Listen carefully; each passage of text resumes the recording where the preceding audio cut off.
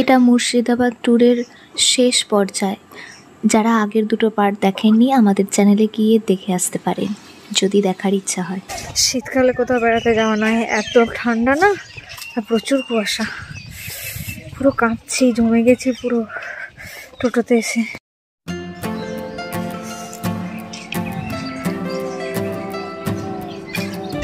এদিকে শুধু কুয়াশায় দেখতে পাচ্ছি, আর কিছু তো দেখতে পাচ্ছি না।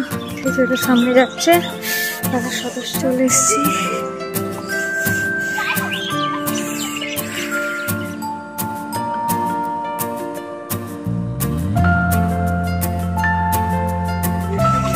মুক্তোর গাছগুলো একবার দেখে নে। খুলো তো, মুখটা খুলো। এই ভাই আমার প্রচুর শীত করছে। এই অংশটা আপনারা হয়তো কুয়াশার মধ্যে ওই জায়গায় নৌকা আছে দেখতে পাচ্ছেন ডান সাইডে? হ্যাঁ দেখতে পাচ্ছি। তা সেইভাবে সংরক্ষণ করা হয়নি বা টুরিস্ট স্পটের মতো নয় বিষয়টা। আর এখন আমরা কুয়াশায় একদম ভরপুর। শুধু এখানে মুক্তো চাষ হতো না, এর ইতিহাস আছে। ইতিহাসের একটা লাইট অ্যান্ড সাউন্ড শো হয়। এখন অক্টোবর মাস থেকে সেই শোটা বন্ধ আছে। এসো। কিছুই দেখা যাচ্ছে না। সৌভিক দাঁড়া কোথায়? সৌভিকটা পাশেরটাই গেছে। কি কোথায় পেলে? কোথায় পেলে? হ্যাঁ কুড়িয়ে পেয়েছো? বাহ,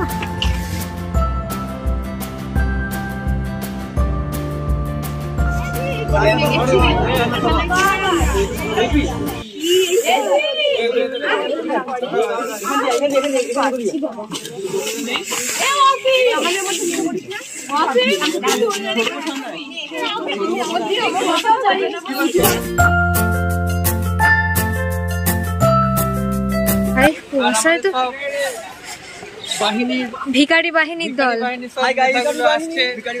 বহুত ঠান্ডা, কেমন লাগছে? আমি সর্বহারা ভিখারি, সর্বহারা ভিখারি। দিদি হ্যাঁ এই তো সবাই ভিখারি। তাড়াতাড়ি চলে এসো।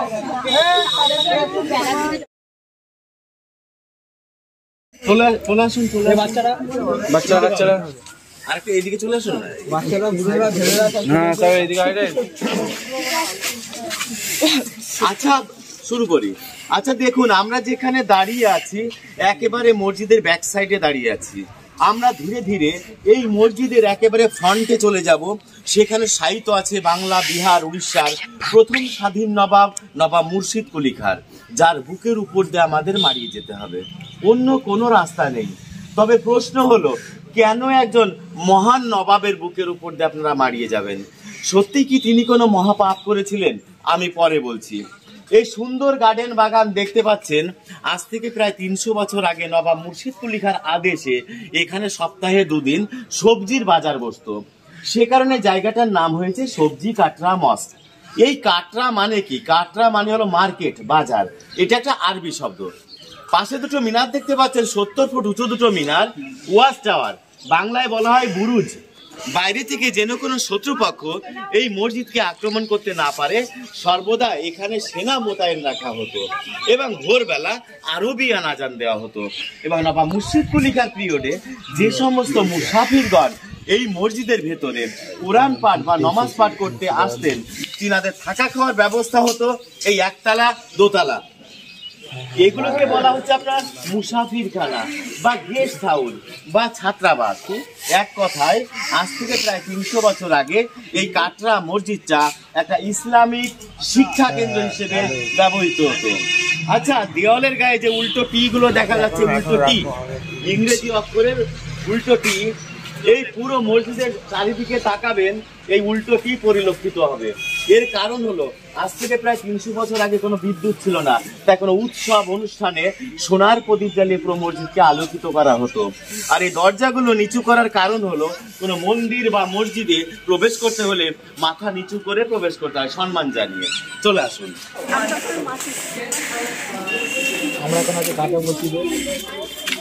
তাই কত সবাই ব্লগার? তোমার বলছি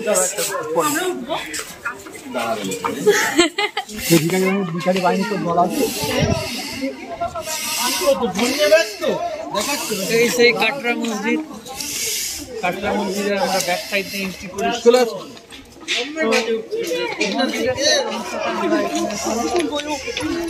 আমরা মসজিদের সামনে চলে এসেছি। একটি বিশেষ একটা ঐতিহাসিক স্থান, এখানে অনেক সবাই আছে, অনেক সবাই ফটো তুলছে, আমাদের ভিডিও বানাতে ব্যস্ত। পায়ের নিচে লক্ষ্য করুন, এখানে বিভিন্ন ডিজাইনের স্কোয়ার করা আসন আছে। দেখুন এই টোটাল মাঠ থেকে 2000টি আসন আছে। 2000 জন মানুষ বসে নমাজ আদা করতেন। আর উপরে তাকিয়ে দেখুন যে সারিবদ্ধভাবে লোহার রিং গুলো চলে গেছে। এখানে শামিয়ানা টানানো হতো, শামিয়ানা, যাতে তিনাদের গায়ে রোদ বা বৃষ্টি না লাগে। আর এই দেওয়ালের গায়ে যে চারকোনা খোপ খোপ গুলো দেখতে পাচ্ছেন, পুরো মসজিদের সামনে বেলজিয়াম সিস্টেম কাঁচ বসানো ছিল। যে কাচের বৈশিষ্ট্য ছিল, রাতের বেলা যখন চাঁদের আলো পড়তো কাচের উপরে, চারিদিকে ঝলমল করে উঠতো, একটা আলোর রিফ্লেকশন হতো, প্রতিফলন হতো। কিন্তু সেই নামি দামি বহু মূল্যবান বেলজিয়াম কাঁচ ইংরেজরা যাওয়ার সময় নিয়ে চলে গেছে। ভেতরে চলে আসছে, চলে আসুন, এখানে দাঁড়িয়ে যান সুন্দর করে।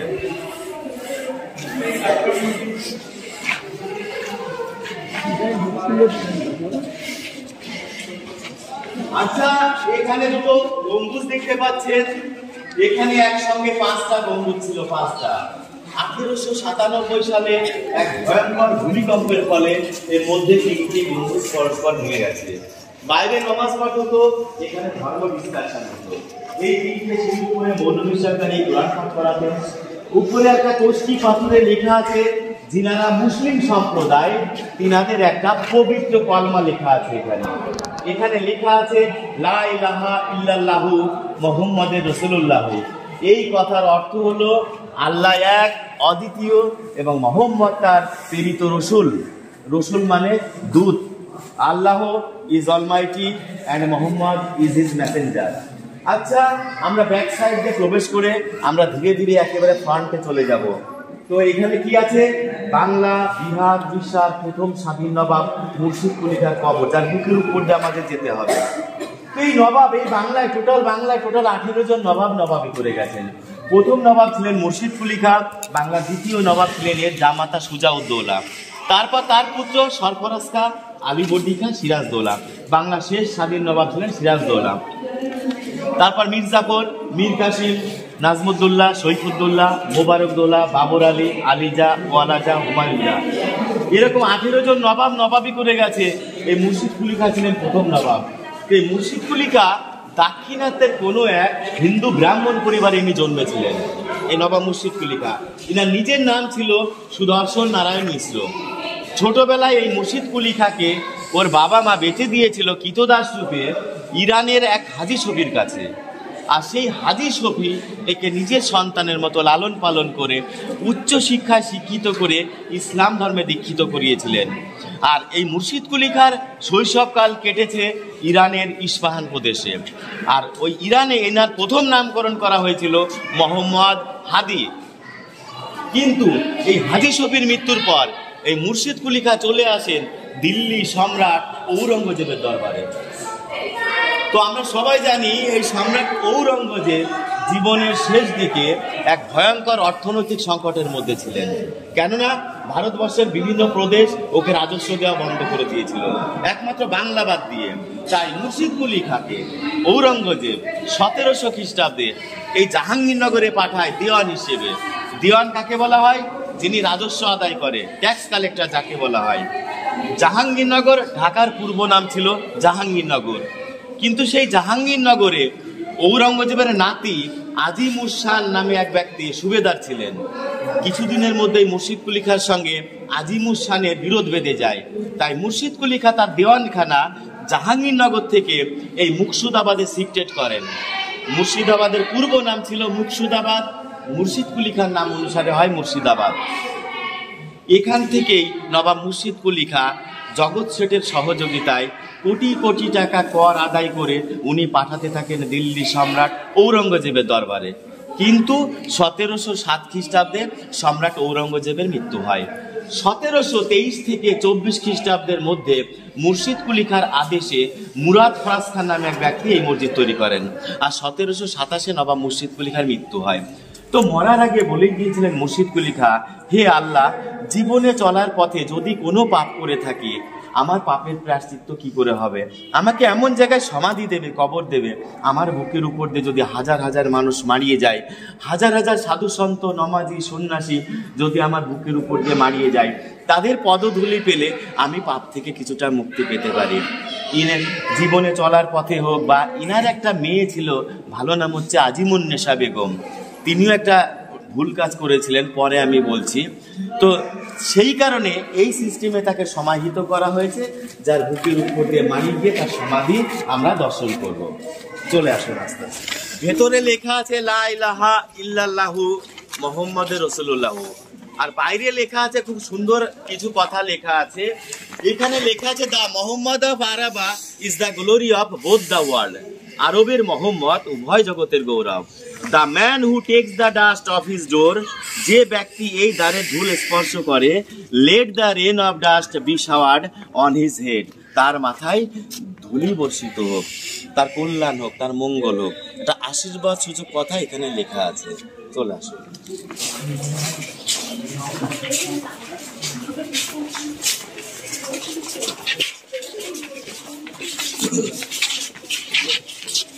আচ্ছা দেখুন, this is in front side of the mosque, এই হচ্ছে মসজিদের সামনে, আর আমরা ব্যাক সাইড দিয়ে প্রবেশ করেছি।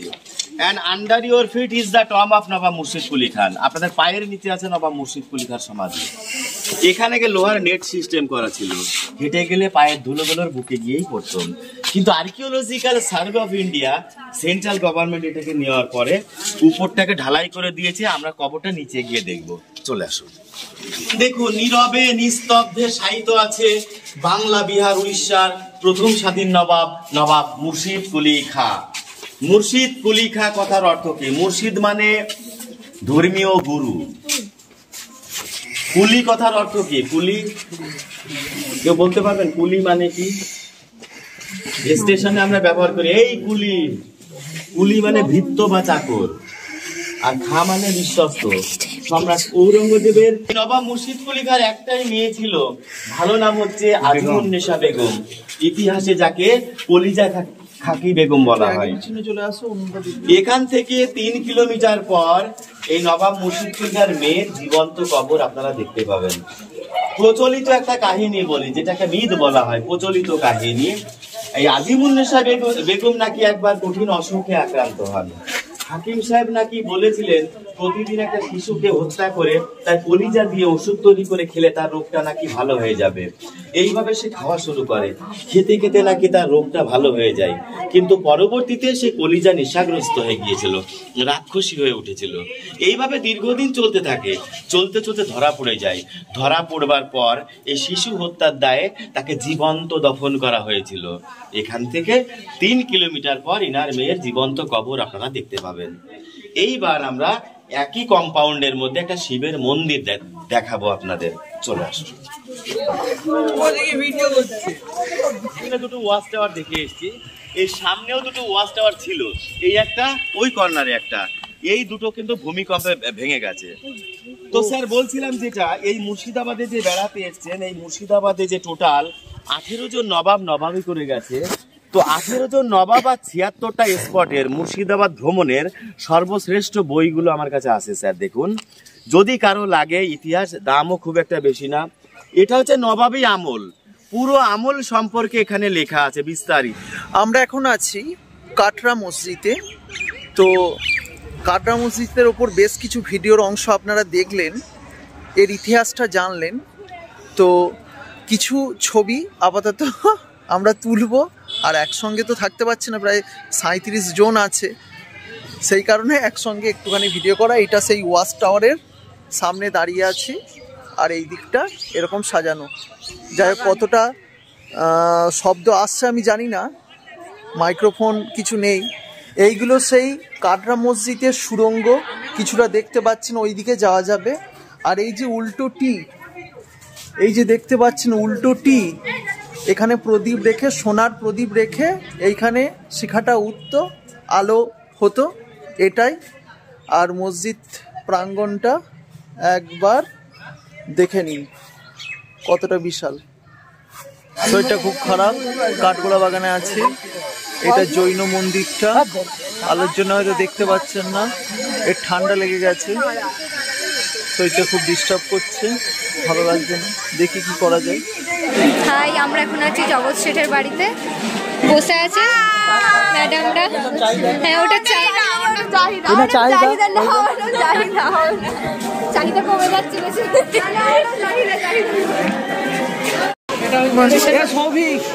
এটা হচ্ছে জগৎ শেঠের বাড়ি। এরা এখানে বসে আছে, খেতে বসে পড়েছে টেবিল চেয়ারে।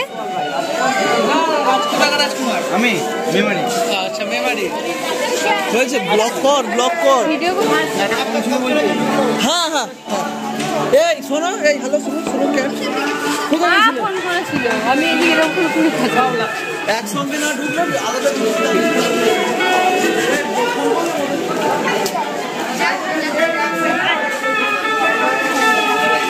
এই হচ্ছে জগৎ শেঠের বাড়ি।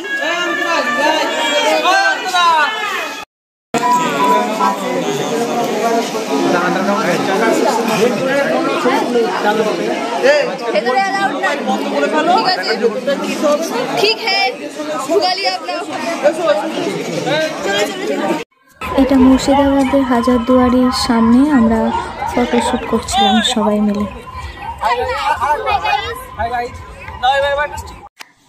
সারাদিন সকাল থেকে সন্ধে অবধি ঘুরে এসে এবার রাত্রিরে আমরা ঘরে বসে সবাই মিলে আড্ডা দিচ্ছিলাম।